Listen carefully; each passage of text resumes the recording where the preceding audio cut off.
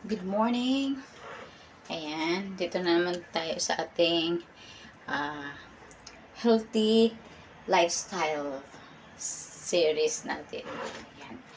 Ayan, yung gawin ko dito is gawa ko ng, kasi wala po ako, nasira po yung juicer namin at saka yung smoothie maker namin. Smoothie. Kaya ito, i-blend ko na lang dito. At dalawa lang to, dalawa ingredients na to for cleansing. Ayan, carrots, kunap-kunap yung carrots na hugasan ko na din po yan. And then, ito, celery. Alam niyo naman, inano ko na to, yung nililisan ko na din kaya mag-ano ka ng sample lang. Ito, tignan na, oh, ayan. Natanggal ko na yung mga ganyan niya. Ayan. Ginanyan ko na to siya. Kaya, nano ko na lang siya. Shortcut na lang to. Kasi nga, ayan, ipakita na ako sa inyo ng sample kung paano ko siya nilinisan. Ayan. Ayan siya. Diba?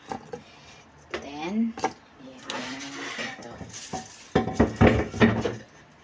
Tapos, ayan siya. Ganito siya kadami, diba?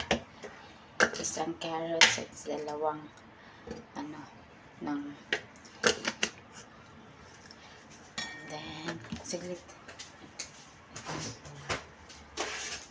At, ito, nalagyan ko pala ito ng gatas. Yan siya. Para, ano talaga siya?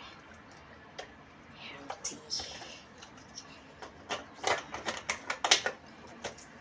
Yan. So, i-blend na natin siya. Sorry. Medyo maingay ito ha. Yan eh. Ano lang natin yan eh. Grind lang natin yan hanggang sa mag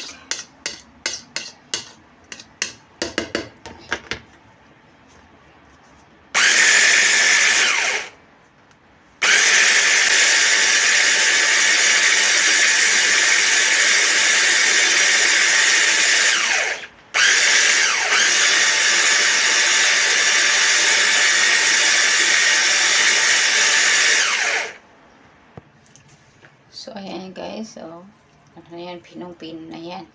Ang gawin ko, isasala ko siya. Isasala ko siya dito. Tapos ilalagay ko siya. Ayan, tingnan niyo siya guys. Ganyan. Ganyan lang siya. Sasala, kunin ko yung katas niya. Ayan, kunin ko yung katas. Ayan siya, oh. Nakuha na yung katas. Ayan, wala na siyang lumabas. Ipigat ko siya dito. Yan ako siya dito. Yan. Kasi may gagawin ako mamaya dito. Kasi para hindi siya masayang. So, ayan na guys. Tapos na siya. Ayan, ito na yung lahat ng juice niya. Na na-extract at saka ito. Tapos, yan, ililipat ko na yan dito. Ayan siya. Para ready to drink na ito. Ayan naman siya. O, tingnan nyo naman. Ready to drink. And then, tingnan nyo kung anong gagawin ko. Dinadagdagan ko siya ng flour. Tapos, pan-fry ko lang siya. Tapos, kakainin ko para hindi siya masayang.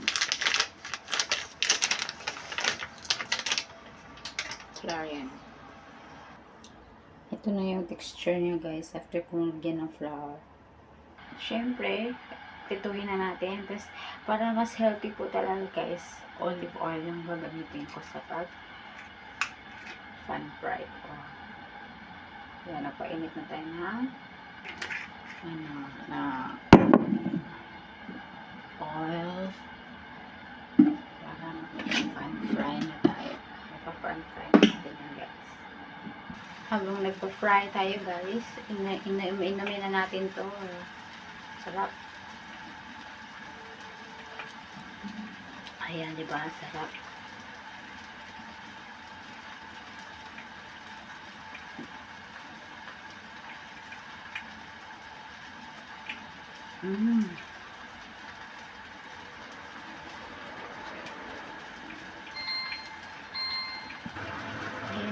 guys, di ba? Ang ganda niya, di ba? Ang sarap nito. Wala ko yung nilagay.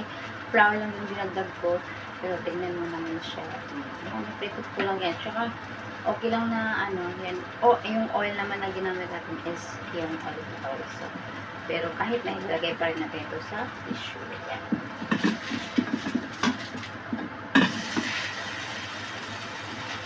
Yun lang po guys. Yung healthy tips natin for today. Bye!